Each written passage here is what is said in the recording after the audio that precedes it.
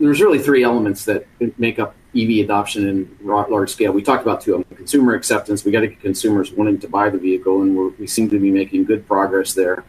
Our most recent study is now suggesting that globally, about 52% of people are going to be interested in considering EV. Doesn't mean they're going to buy one, but about 52% are saying we're interested in an EV the next time I buy, if it's within the next 2 years. So that's great. And when we first started this study, it was down to like low 30s.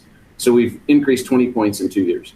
So that element seems to be progressing very nicely. The product availability becomes the challenge. And again, as we've already talked about, the number of new models that are hitting the U.S. market, there's multiples of that hitting. For instance, in China today, the number of models available in China are a factor higher than what they are in the U.S. So the models are there. The product offering is there. And then the last one really becomes is what do governments do to incentivize the adoption?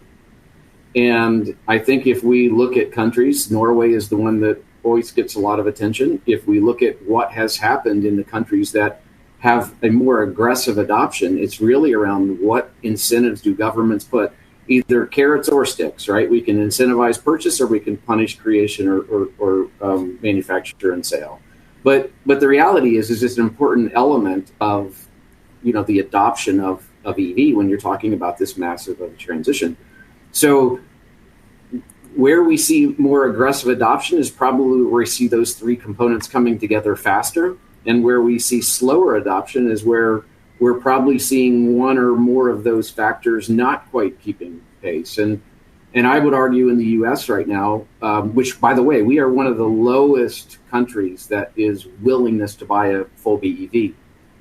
In our survey, it was second lowest country that we surveyed around our willingness to buy a BEV today.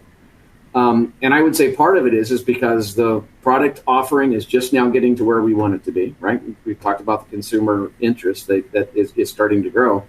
But we also really haven't. We've had the $7,500 rebate for electric vehicles, but it isn't nearly as aggressive as what we've seen in other countries in the way that we outlaw ICE vehicles, which we're starting to see in the U.S. in certain jurisdictions. So I think that becomes a really important part of accelerating the adoption as well, is to make sure we're tackling all three of those areas, not just any one in particular.